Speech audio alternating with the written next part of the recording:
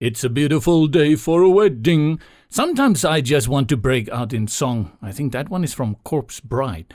But I know this is neither a singing channel, nor can I actually sing, so we just stick to maybe the few things that I am good at.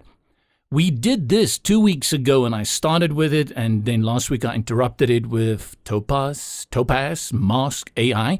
But I want to finish this one up because there's an important concept that I just want to get across here.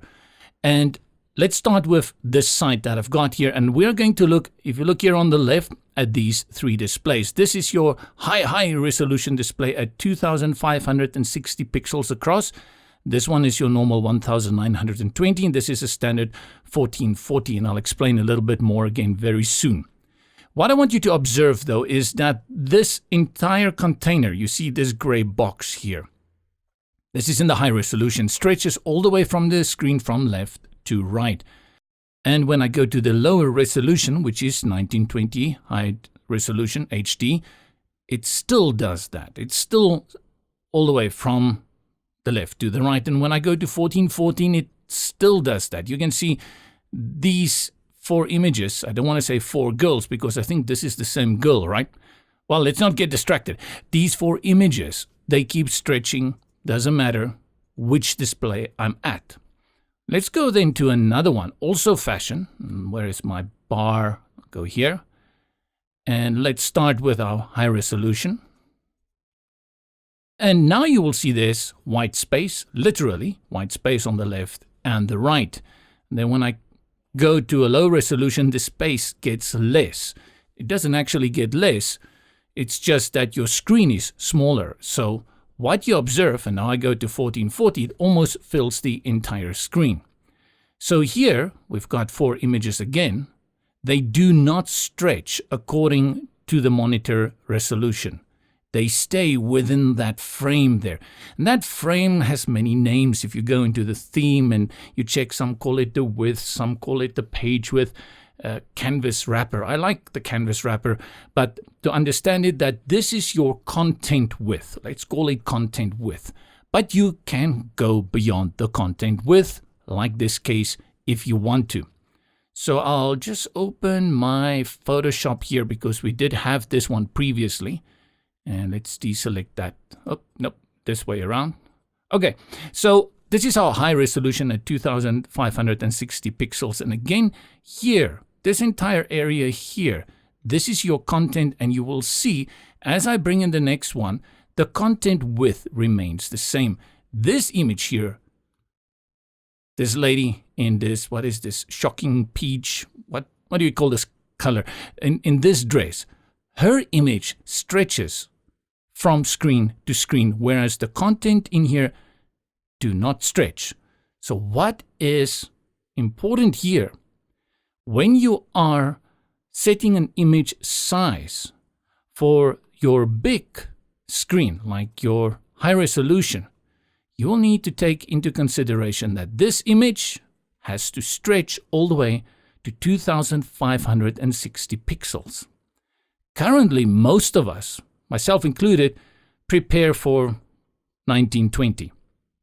But if you really want to go retina ready and high resolution HDPI, then you have to, what we call the 2x factor. You have to start increasing your images.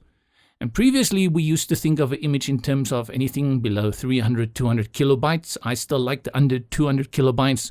Latest recommendation is actually below 400 kilobytes because you have to go ×2. And you will see a lot of software out there and applications actually allow you to upload 2 images.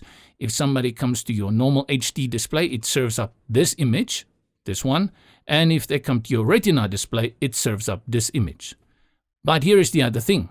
For anything that you put within the content, like this guy here in his tux and this girl here with a panda hat on, these you don't have to worry about those bigger factors. You can set them at their minimum resolution, the exact size that you need to fill it in here. So if you think maybe that this is 1280 from here to here, you divide it by 3, you get around 400, 500 pixels for each of these images.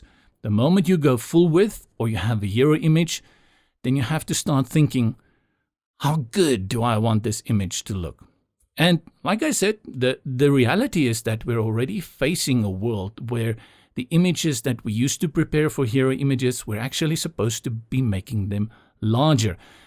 So going forward, I just want you to keep this in mind. And if we go to this one, very good example, this image that you have here on your site is not going to stretch. It's going to remain the same. And all you need to do when you upload this image into your media library is to determine if your wrapper, this container here, from left to right is, let's say, 1280, or it can be 1440. You can actually go and divide it by 4 because you've got 4 columns here. And then when you prepare your image in advance, you can just set it for that specific resolution. It's up to you.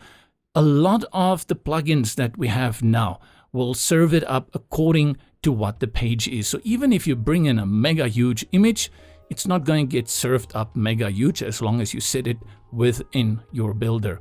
But this is something that you can keep in mind, especially for hero images. This hero image here is static. It does not grow with the monitor's resolution. You can see the fact that it gets smaller and bigger tells you that it remains at the exact same resolution. Whereas these images here, they stretch all the way. So a little boom, blow your brain on this Sunday. This is JB here and another episode of Better Images. Next week, we'll look at something more practical and how you can turn your images into a work of art.